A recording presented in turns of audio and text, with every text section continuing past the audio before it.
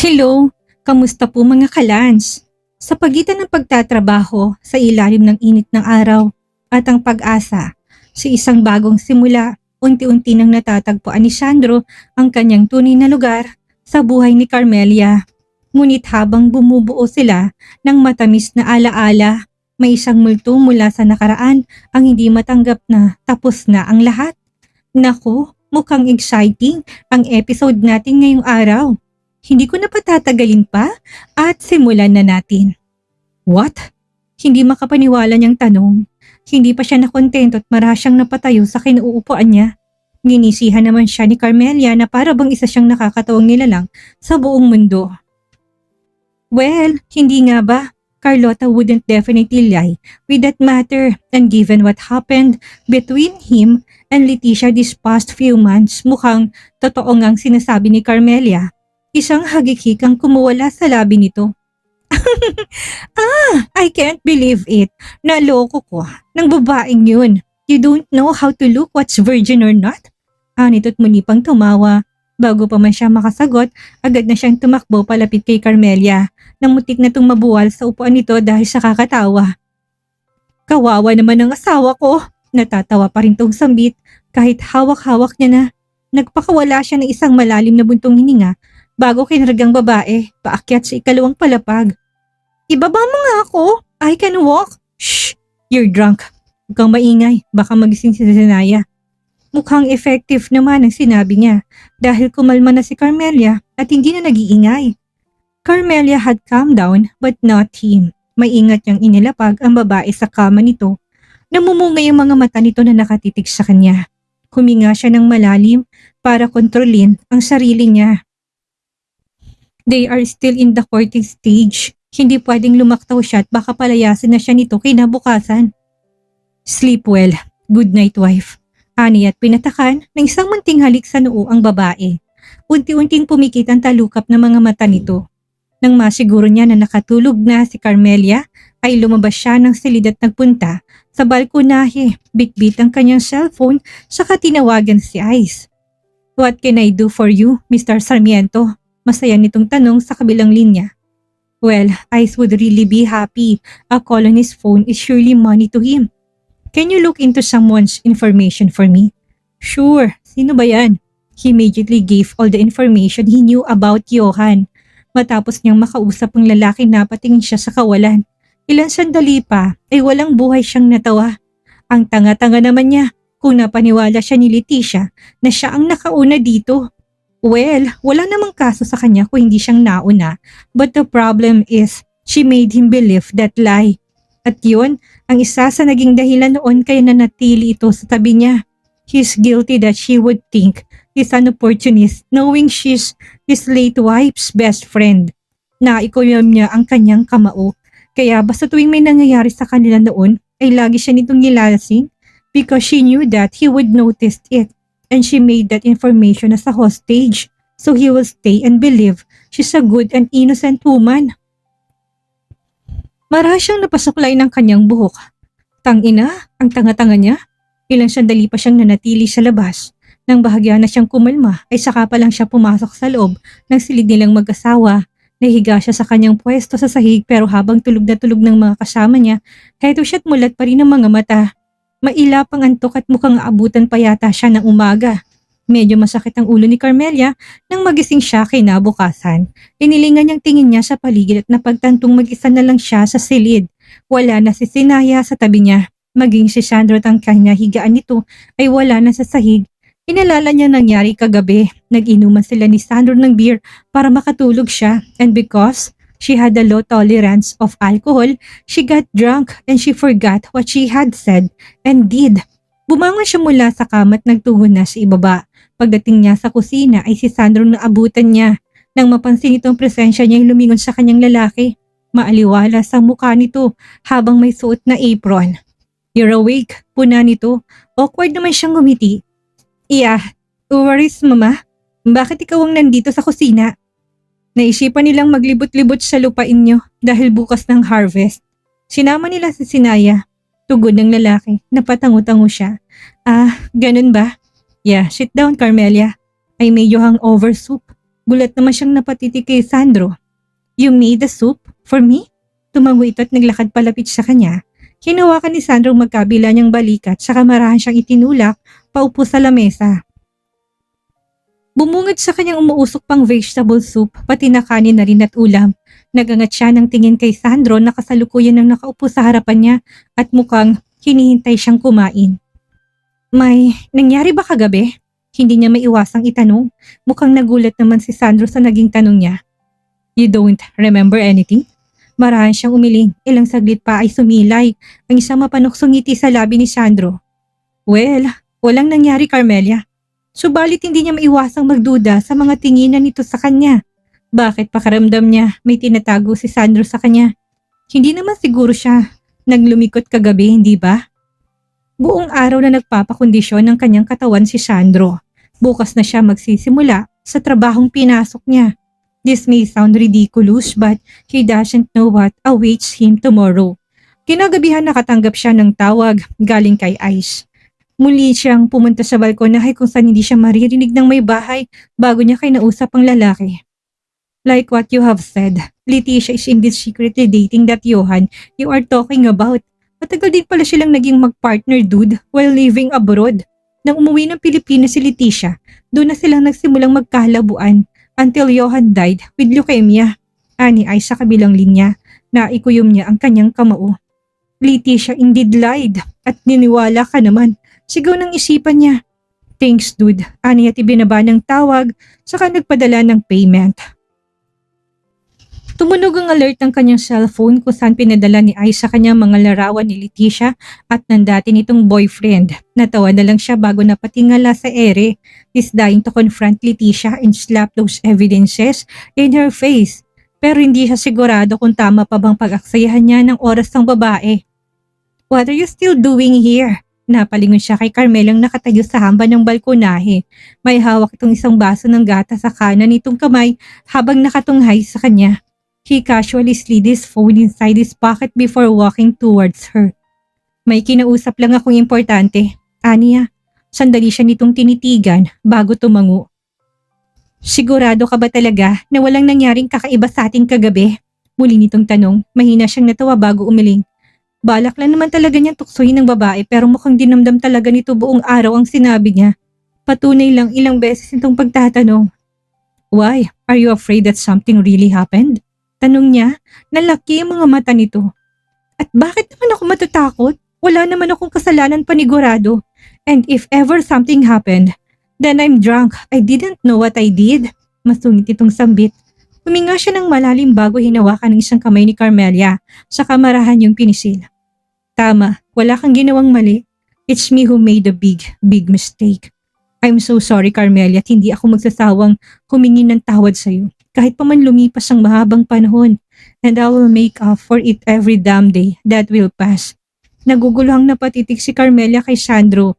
They're only talking about what really happened last night. Bakit biglang may paganito na si Sandro? Ano bang pinagsasabi mo? Kunot noon niyang tanong. Malungkot na umiling si Sandro bago binitawan ng kanyang kamay. Nothing, don't mind me. Halika na, malamig na dito sa labas. Wala sa sarili siyang nagpatianot sa pag-iya nito sa kanya papasok. Kinabukasan ay maagang nagising si Sandro. Madilim pa sa labas. Bumaba na siya sa kusina at naabutan ng mga magulang ni Carmelia. Sigurado ka na ba talaga sa gagawin mo Sandro? Nag-aalalang tanong ni Marta sa kanya. Opo Ma'am Marta, determinado niyang sagot.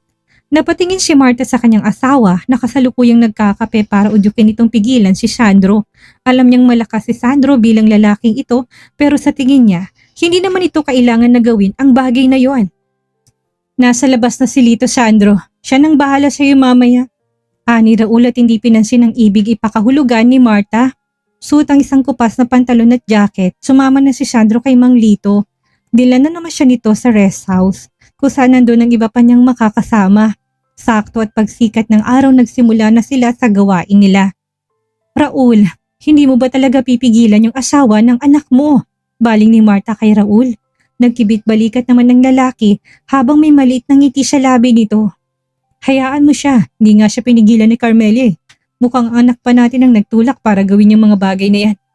Pero kahit na, Anong alam nun sa gawain sa manggahan? Lumaki yun sa mayamang pamilya. Sa lubong ng kilay na asik ni Marta. Baka mamaya, himatayin pa si Sandro sa pagod, lalo pat mabigat ang labor. Malakas ang loob niya, kaya huwag kang mag-alala. Kakayanin niya yan. Balak niyang magpasikat sa anak natin. Raul! Pinalakihan ng ginang ng mga matang asawa nito. Inakbayan naman siya ni Raul para kumalma. Magpasalamat na lang siya at hindi ako nagbigay ng pagsubok sa kanya para makabalik siya sa buhay ng anak natin. Baka kapag nangialam pa ako, tatakbo yan pa uwi ng Manila. Tinuruan siya ni Mang Lito kung anong kailangan niyang gawin. Sinabit niya sa kanyang likuran ng basket na lalagyan niya ng mangga habang hawak sa isa niyang kamay ang kanyang panungkit. Noong unang mga minuto ay easy lang naman ang gagawin niya, pero habang tumatagal pakiramdam niya, hindi pala ganun kadali. Masakit ang kanyang batok dahil sa kakatingala niya sa mga puno. Minsan pa kailangan niyang umakyat para makuha ang bunga na nasa mataas na parte. At the worst part is mabigat ang basket kapag napupuno. Ayos lang po ba kayo, Sir Sandro? Tanong ni Mang Lito. Pilit siyang ngumiti bago tumango. Oo naman po. Kunwari masigla niyang sagot. Palihim niyang pinagmasdan ng lalaki.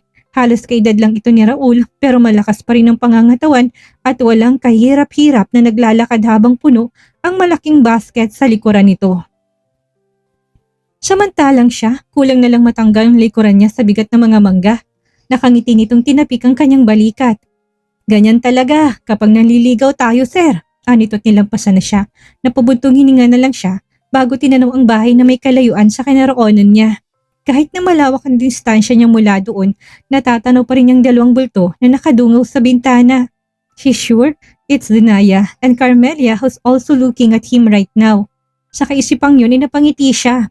Pakiramdam niya napawi ang lahat ng pagod na nararamdaman niya at nagpatuloy sa trabaho niya. Nang mga sumunod na oras ay naging mas maliksi pa siya.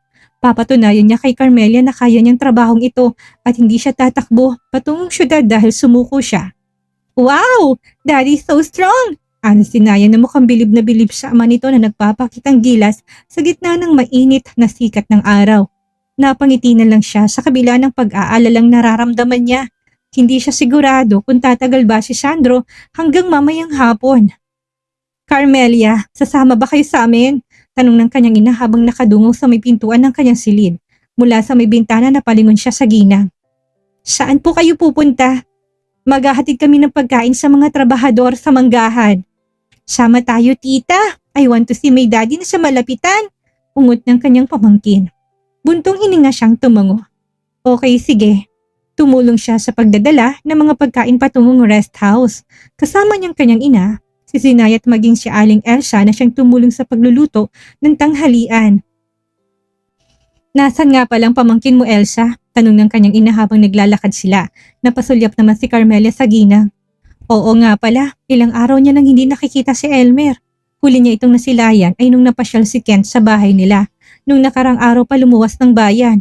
May pupuntahan daw siyang importante. Sa susunod na araw pang balik noon. Tugon naman ni Aling Elsa. Nawala na sa dalawang kanyang atensyon na mapansin niyang malapit na sila sa rest house kung saan nagpapahingang mga trabahador nila. Nandun ang pagkain. Anunsyo ng isang makarating sila. Nilapag niyang malaking box na may lamang kanin sa mesa at agad na nilingang kanyang mga mata sa paligid para hanapin si Sandro. Mabilis naman niya itong natagpuan na kausap ni Mang Lito. Let's go to daddy, tita. Muling ungot ni Zinaya sa kanya tinila ng kanyang kamay. Hindi man lang nga nito hinintay na makapagsalita siya. Daddy! Mabilis na lumingon sa gawin nila si Sandro. Agad na nagliwanag ang ekspresyon nito nang makita sila. Patakbo namang nagtungo si Zinaya sa gawin ng kanyang ama at yumakap pero maya-maya lang ay agad itong napangiwit lumayo. Ano ba yan, daddy? Basta po kayo ng pawis? Nakasimangot itong reklamo. Natawa naman si Sandro sa naging reaksyon ni Zinaya. Because daddy's working very hard. Kaya pawisan. Ani at sinulipan si Carmelia. Kawawa nga si daddy walang towel na pampunas. Pagpaparinig pa niya. Kita niyang pag-irap ni Carmelia sa hangin habang papalapit sa kanya. Dapat kasi nagdala ka ng tuwalya gaya nila. Masungit itong wika. Matama namang pinagmasdan ni Sinay ang dalawa ng mahagit ng kanyang mga mata ang isang pares kung saan pinupunasan ng babae ang pawis ng lalaking kasama nito na nasa unahan nila. May towel naman po kayong dala, tita. Why don't you punas daddy like what the lady did? Nanlaki ang mga mata ni Carmelia sa kanyang narinig habang may nakakalokong ngisi naman si Sandro na nakatingin sa kanya. Paano ba yan? Si Zinaya na nagsabi, baka naman pwede mapagbigyan. Buntong hiningang lumapit si Carmelia kay Sandro kahit nalabag sa loob niya. Nangisihang aso naman ng lalaki habang pinupunasan niya ng pawis nito. Thank you, Carmelia. I'm doing this for Zinaya, Sandro, kaya huwag ka masyadong feeling. Pairap niyang sabi subalit hindi pa rin nawawalang ngisi sa labi nito. Sa kabila ng pagtataray niya, ilang sandali pa nakarinig na siya ng impit na tuksuhan sa paligid dahilan para tumigil siya sa pagpunas ng pawis ni Sandro at padabog na tinapon sa mukha nitong tuwalya. Ikaw nang gumawa, ani at tinila na si Sinaya palayo sa lalaki. Habang papalayong dalawa ay kinindatan niya si Sinaya. Kahapon lang ay nag-usap silang dalawa ng anak niya noong naliligo si Carmelia. Support ka ba kay Daddy sa paniligaw ko kay Tita Carmelia mo? Tanong niya sa anak. Nagliwanag ang mukha nito at sunod-sunod na tumango. Oo naman po. Kung ganon, pwede mo bang tulungan si Daddy mapalapit sa kanya kapag may pagkakataon? Napalingon si Sinaya sa pintuan kung saan nandoon si Carmelia bago muling nagsalita. Hindi po ba siya magagalit kapag ginawa natin yon? Mabilis naman siyang umiling. Of course not. Hindi ka naman magpapahalata. Napanguso naman to. Can you do that ligaw alone? Kailangan ba talaga mag-help ako? Siyempre, kaya ni Daddy kaya lang mas mapapabilis kung tutulungan mo ko. Di ba gusto mo naman siyang makasama ulit? Sandaling natahimik si Sinaya na sawari niya ay nag-iisip na muna. Ilang sandali pa'y tumango ito at naglahad ng kamay. Deal, basta bilisan mo pong dalahin si tita sa bahay natin sa city, okay? Sure. Nag-thumbs up pa sa kanya si Sinaya habang akay-akay ito ni Carmelia palayo sa kanya. Ilang araw na nag-aabang kay Sandro si Leticia sa opisina nito pero hindi niya makitang lalaki. She's been dying to see him again. Nagkaayos na sila noong nakaraan kaya sigurado siyang magiging kalmado na to sa muli nilang pagkikita. Naghintay pa siya ng dagdag na kalahating oras sa loob ng kanyang kotse. Napasulya pa siya sa tanghalian na siya pa mismong gumawa para kay Sandro. Kung hindi niya makikitang lalaki, lalamig na yon. Kuminga siya ng malalim bago dinampot ang lunchbox at lumabas ng kanyang kotse. Agad niyang nilapitan ng guard na nasa harapan ng Sarmiento Building. Excuse me, I'm looking for Mr. Sandro Sarmiento. Is he inside? Magalang niyang tanong. Sinipat pa siya ng tingin ng guard bago to sumagot. Wala na si Mr. Sandro Sarmiento dito. Gulat siyang napatitig sa guard. Are you serious? Yes po, umalis na po sa kumpanya si Mr. Sandro Sarmiento. Hindi siya makapaniwala sa sinabi ng guard. That's impossible! Hindi iiwan ni Sandro Sarmiento Empire. Halos buong buhay ng lalaki ginugol ito sa kumpanyang yon, kaya paanong umalis ito? Kahit nga nung halos palayasin ito naman tandang Arturo, hindi ito nagpatinag tapos ngayon wala na ito't kusa pang linisan ng Empire? That's absurd! Sigurado ka ba talaga na kusang bumaba si Sandro at hindi pinaalis ni Don Arturo? Muli niyang tanong. Totoo ang sinasabi ko, miss. Hindi ka ba nanonood ng balita? Tila nainis na itong tanong. Hindi niya napinansin ng guard at tinalikuran na ito. Habang naglalakad siya, hindi pa rin nag-sink in sa isipan niya na gagawin niya ni Sandro. Anong nagtulak kay Sandro na gawin niyon? Don't tell me it's because of that bitch Carmelia. Sa kaisipang yon na ikuyom niyang kanyang kamao dahil sa inis. Kailangan malaman niya ang totoo. Mula sa building ng mga Sarmiento, dumiretso siya sa mansyon ni Sandro. Wala siyang pakialam kung may restraining order man siya at hindi pwedeng lumapit kay Zinaya. Ang mahalaga ay makausap niya si Sandro. Ilang beses siyang nag-doorbell nang binuksan ng guard ang maliit na bintana ng gate. Sino po sila? Tumikim siya bago pinakita ang kanyang mukha. I'm Leticia. I'm sure you remember me. Kailangan ko kasi makausap si Sandro. Pwede ba akong pumasok? I can assure you na hindi ako manggugulo. Mahinahon niyang wika. Mabilis namang umiling ang guard. Pasensya na po ma'am, pero kabilin-bilinan po ni Sir Sandro na hindi po kayo papapasukin sa loob. Tugon nito. Agad na sumulak ang galit sa kanyang dibdib sa naging sagot ng guard. Pero dahil may sadya siya dito, kinalma niyang sarili niya at muling nagtanong. Okay, I understand pero may isa akong tanong. Ano po yun? Nandyan ba si Sandro sa loob? Agad na umiling ang guard. Wala po, umalis na po sila ng anak niya dito sa mansyon at matatagalan pang balik. Saan daw sila pupunta? Pasensya na po kayo ma'am, pero hanggang dyan lang ang alam ko. Nito at muling sinara ang maliit na bintana ng gate. Napatitig siya sa balkonahe ng matayog na mansyon. Where the hell is Sandro right now? Mga kalans, tunay nga ang pag-ibig ay hindi nasusukat sa yaman o kinang ng pangalan, kundi sa sakripisyong handa nating ialay para sa taong ating pinapahalagahan. Nasaksihan natin ngayon ang isang Sandrong binitawan ng lahat ng luho para patunayan ang kanyang katapatan kay Carmelia. Isang pagbabagong unti-unti nagpapalambot sa puso ng babaeng minsan nang nasaktan. Ngunit ang katahimikan sa probinsya ay tila isang babala. Habang nagsisikap si Sandro na bumuo ng matibay na pundasyon, si Leticia hindi tumitigil sa paghahanap sa kanya. Dala ang galit at ang determinasyon na bawiin ang lahat. Hanggang saan ang hangganan ng pasensya ni Sandro at ang pagmamahal ba ni Sandro at Carmelia ay sapat na para itaboy ang anumang unos na dala ng nakaraan. Maraming salamat sa inyong pagsubaybay sa emosyonal na kabanatang ito. Ako ang inyong narrator, si Miss Maria. Huwag kalimutang mag-like, mag-share at mag-subscribe para sa susunod na yugto ng kanilang paglalakbay. Hanggang sa muli!